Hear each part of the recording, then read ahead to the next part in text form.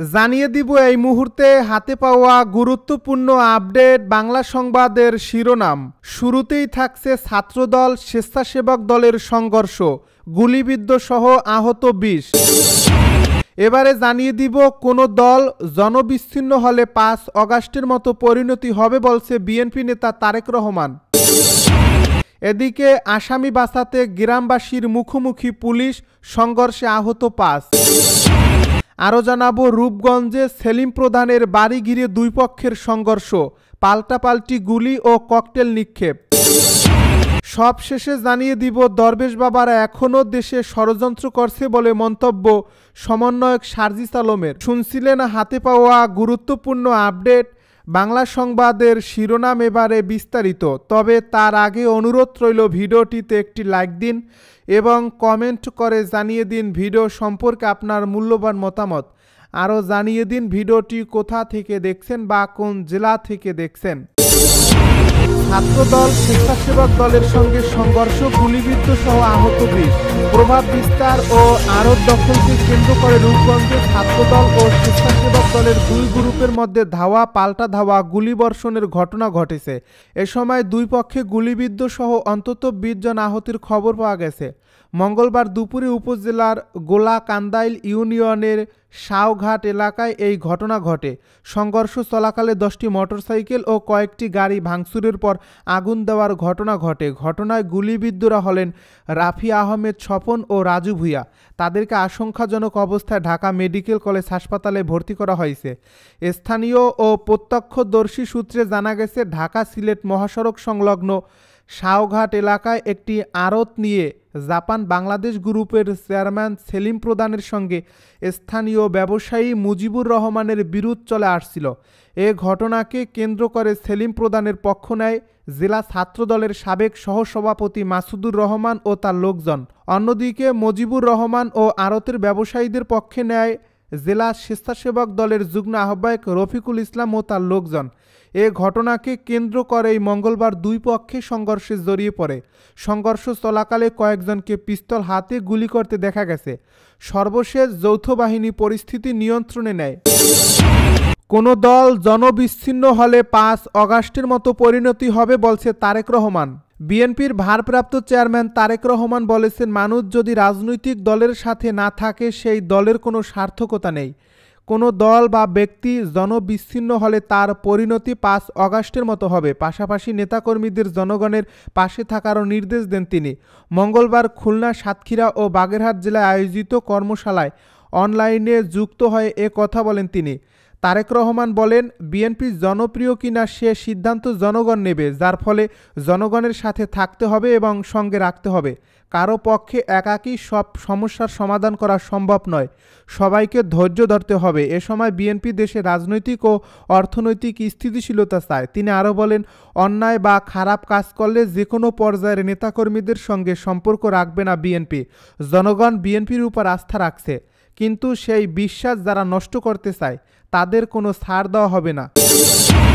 আসামি বাঁচাতে গ্রামবাসীর মুখোমুখি পুলিশ, সংঘর্ষে আহত ৫। নারায়ণগঞ্জের আড়াইহাজারে যাবজ্জীবন সাজাপ্রাপ্ত এক আসামিকে ছিনিয়ে নিয়ে গণপিটুনি দেওয়ার সময় গ্রামবাসীর সঙ্গে পুলিশের সংঘর্ষের ঘটনা ঘটে।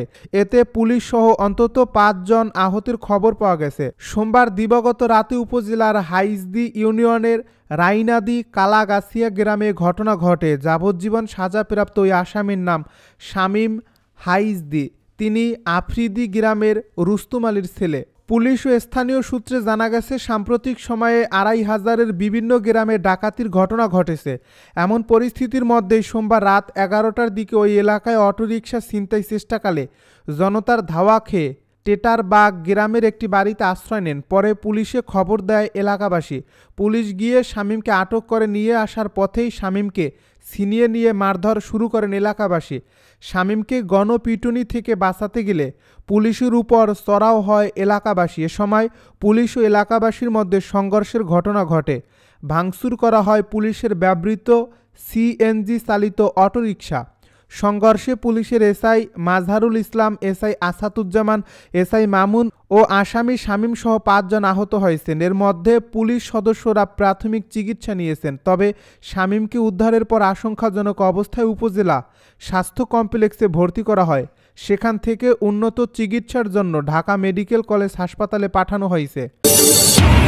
রূপগঞ্জে সেলিম প্রধানের বাড়ি ঘিরে দুই পক্ষের সংঘর্ষ, পাল্টাপাল্টি গুলি ও ককটেল নিক্ষেপ। নারায়ণগঞ্জের রূপগঞ্জে স্বেচ্ছাসেবক দল ও ছাত্র দলের নেতাকর্মীদের মধ্যে সংঘর্ষে 2 জন গুলিবিদ্ধ সহ অন্তত 30 জন আহত হয়েছেন। এ সময় পাল্টাপাল্টি গুলি ও ককটেল নিক্ষেপের ঘটনা ঘটে। সংঘর্ষের সময় অনলাইন ক্যাসিনো কাণ্ডে আলোচিত সেলিম প্রধানের বাড়িঘরে ভাঙচুর ও অগ্নিসংযোগ করা হয়। আজ মঙ্গলবার বেলা 11:30 থেকে 2টা পর্যন্ত রূপগঞ্জের গোলাকান্দাইল বাসস্ট্যান্ড এলাকায় এই সংঘর্ষের ঘটনা ঘটে। পরে পুলিশ ও সেনাবাহিনীর সদস্যরা ঘটনাস্থলে এসে পরিস্থিতি নিয়ন্ত্রণে আনেন। সংঘর্ষের কারণে প্রায় 1.5 ঘন্টা ঢাকা সিলেট মহাসড়কে যান চলাচল বন্ধ ছিল। তাৎক্ষণিকভাবে আহতদের মধ্যে 11 জনের নাম জানা গেছে। তারা হলেন ছাত্রদল কর্মী মোহাম্মদ রাফি আহমেদ, রাজু ভূঁইয়া, স্বেচ্ছাসেবক দলের কর্মী মোহাম্মদ ইমন, মোহাম্মদ রফিকুল ইসলাম, রুহুল আমিন, মনির হোসেন, ইয়ার হোসেন, তরিকুল ইসলাম প্রমুখ। স্বেচ্ছাসেবক দলের নেতা রফিকুল ইসলাম অভিযোগ করেছেন, মঙ্গলবার বুলতা স্কুল অ্যান্ড কলেজের সামনে থেকে একটি সন্ত্রাস বিরোধী মিছিল নিয়ে গোলাকান্দাইলের দিকে যাচ্ছিলেন। মিছিলটি সেলিম প্রধানের বাড়ির সামনে দিয়ে যাওয়ার সময় বাড়ির ছাদ থেকে একদল সন্ত্রাসী অতর্কিত গুলি ছোড়ে এবং দেশীয় অস্ত্র নিয়ে হামলা চালায়। এতে অন্তত 20 জন নেতাকর্মী আহত হয়েছেন। পরে স্থানীয় লোকজন উত্তেজিত হয়ে সেলিম প্রধানের বাড়ির সামনে থাকা কিছু যানবাহনে আগুন দিয়েছেন বলে শুনেছে। তবে ছাত্রদল নেতা মাসুদুর রহমানের দাবি, স্বেচ্ছাসেবক দলের নেতাকর্মীরা মিছিল নিয়ে সেলিম প্রধানের বাড়ি দখল করতে আসেন। এ সময় তার অনুসারী ছাত্রদল নেতাকর্মীরা সেলিম প্রধানের বাড়ির ছাদে অবস্থান করছিলেন। তারা বাড়ি দখলে বাধা দিলে মিছিল থেকে নেতাকর্মীদের উপর গুলি ও বোমা নিক্ষেপ করা হয়। এতে তারা অন্তত 10 জন নেতাকর্মী আহত হয়েছেন। দরবেশ বাবারা এখনও দেশে ষড়যন্ত্র করছে বলে মন্তব্য সার্জিস আলমের। বৈষম্য বিরোধী ছাত্র আন্দোলনের কেন্দ্রীয় সমন্বয়ক ও জাতীয় নাগরিক কমিটির মুখ্য সংগঠক সার্জিস আলম বলেছেন, খুনি হাসিনা দেশ ছেড়ে পালিয়েছেন ঠিকই, কিন্তু তার রেখে যাওয়া দরবেশ বাবারা দেশে বসে এখনও ষড়যন্ত্র করছে। মঙ্গলবার বিকাল 3:30টায় ঢাকার নবাবগঞ্জ উপজেলা সদর কেন্দ্রীয় শহীদ মিনার প্রাঙ্গণে উপজেলা বৈষম্য বিরোধী ছাত্র আন্দোলন ও জাতীয় নাগরিক কমিটির আয়োজনে পথসভায় প্রধান অতিথির বক্তব্যে তিনি একথা বলেন। সার্জিস আলম বলেন, দোহার ও নবাবগঞ্জ উপজেলাকে সালমান এফ রহমানের মতো দরবেশ বাবারা কোথায় এগিয়ে নিয়ে যাওয়ার কথা ছিল, তা না করে 2 আসনকে 1 আসন করে তারা দুর্নীতি করে তাদের পাঞ্জাবির পকেটকে ভারী করেছেন। আমরা চাই এই 2 উপজেলাকে 2টি আসনে অর্থাৎ পূর্বের মতো ঢাকা 1 ও ঢাকা 2 আসনে ফিরিয়ে দেওয়া হোক এবং জনগণ যেন তাদের পছন্দের প্রার্থীকে ভোটের মাধ্যমে নির্বাচিত করতে পারে এবং সেই নির্বাচিত প্রতিনিধি যেন জনগণের ভাগ্য উন্নয়নে যেন কাজ করতে পারে। তিনি আরও বলেন, হাসিনা দেশের পুলিশ থেকে শুরু করে প্রতিটি সেক্টরকে তাদের দাস বানিয়েছিল এবং তারা সবাইকে টিস্যুর মতো ব্যবহার করেছিল।